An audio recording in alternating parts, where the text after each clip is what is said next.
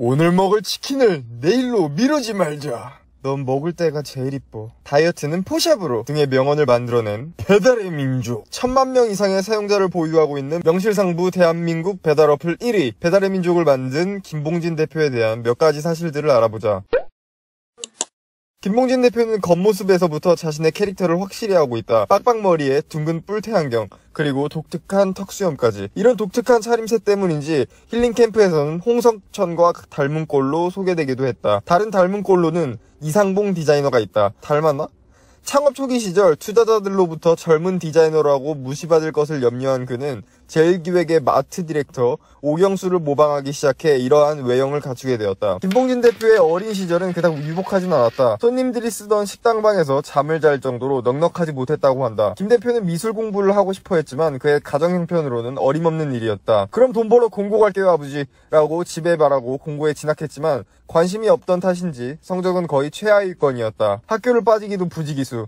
결국 그는 아버지를 설득해 고3이 되어서야 디자인 학원을 다니며 입시를 준비했고 그 결과 서울예대 실내디자인학과에 진학할 수 있었다. 대학 졸업 후 그는 네오위즈, 네이버 등에서 디자이너로 일했다. 그리고 2008년 대망의 첫 사업을 시작한다. 바로 가구 사업이었다. 완성도 높은 수제 가구를 만들어 언론에도 소개되는 등 주목을 받았다. 하지만 높은 단가와 낮은 사업성으로 결국 그는 2억 원의 빚만 떠안게된다. 김봉진 대표가 대학원에 다닐 무렵 세상에 스티브 잡스가 아이폰을 들고 나왔다. 그는 스마트폰 어플에 집중하면 사업을 읽어낼 수 있을 거라 생각했다. 처음 그가 주목한 분야는 전화번호였다. 그는 스마트폰용 전화번호부 앱을 만들려고 했으나 수익성과 DB 구축에 어려움을 느끼고 새로운 돌파구를 찾았다.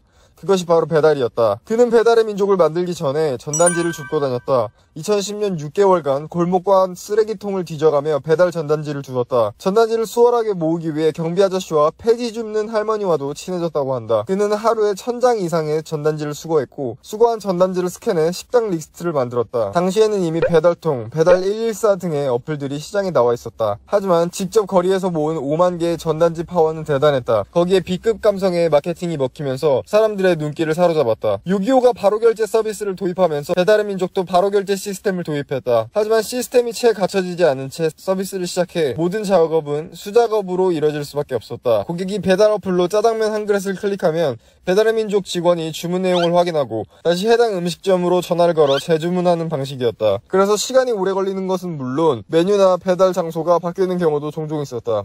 실제로 무늬만 최첨단 원시적 음식 배달 주문 앱이라는 제목으로 비판 기사가 나오기도 했다. 하지만 결과적으로 바로결제 서비스는 모바일 주문의 시대를 열었고 그 결과 실리콘밸리의 투자사로부터 20억 원의 투자를 받게 된다.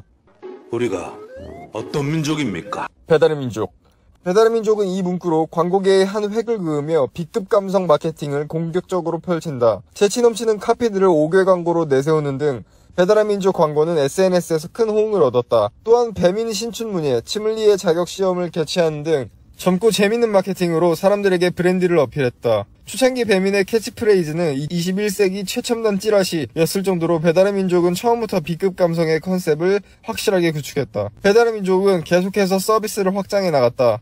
배민 라이더스, 배민 상회, 배민찬, 비마트 등의 혁신적인 시도를 반복하며 흑자를 기록했다. 2019년에는 모두를 놀라게 한 인수합병이 진행됐다. 요기요와 배달통의 모회사인 독일 딜리버리 히어로가 우한 형제들의 기업 가치를 4조 7,500억으로 평가하고 87%의 지분을 인수한 것. 이는 토종 인터넷 기업의 M&A 역사상 최대 규모였다. 경이야. 넌 먹을 때가 제일 이뻐. 배달의 민족 광고는 문구다. 여기에 나오는 경위는 사실 회사 직원의 이름이다. 김봉진 대표는 광고 반응이 좋은 것을 확인하고 다른 직원의 이름도 따서 다양한 카피를 만들어갔다. 그렇게 펀 경영을 하며 고객은 물론 직원들까지 즐겁게 일을 할 수 있는 환경을 만들어갔다. 배달의 민족은 현재 MZ세대들이 가장 일하고 싶어하는 기업 중 한 곳이 되었다. 워라밸을 맞출 수 있는 근무 환경이 그 이유 중 하나. 배달의 민족에는 지만가라는 지금 만나러 갑니다 라는 뜻의 프로그램이 있는데 본인이나 가족 생일에 조기 퇴근하는 제도다.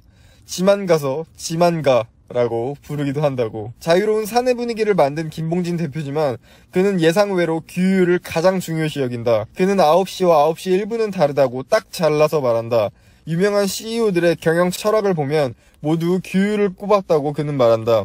배달의 민족은 그렇게 규율과 자율의 밸런스를 적절히 조절해 MZ세대가 일하고 싶어하는 기업이 되었다. 배달민족을 매각하면서 1조 원대의 자산가가 된 김봉진 대표. 그는 어렵게 생활해온 자신이 이만큼 이룬 것은 운이 좋았다 라고 말하며 2017년에는 100억 원 기부를 약속하고 지켰다. 지난 2월에는 한국인 최초로 세계적인 기부단체 더 기빙 플래지에 이름을 올렸다. 더 기빙 플래지는 워렌 버핏과 빌 게이츠가 설립한 자선단체로 1조 원이 넘는 자산을 보유해야 가입이 가능하다. 그는 자신의 재산 절반을 기부하기로 밝혔고 그 금액은 5천억 원 이상이다. 그는 성공의 비결로 꾸준함을 뽑았다. 무언가를 해내는 과정에서 좋은 일, 나쁜 일이 생겨도 그 일을 꾸준히 좋아하려 노력하고 계속하다 보면 그 일을 진심으로 사랑하게 되고 최고가 될 수 있다고 생각해요. 시간과 정성을 들이지 않고 얻을 수 있는 결실은 없다.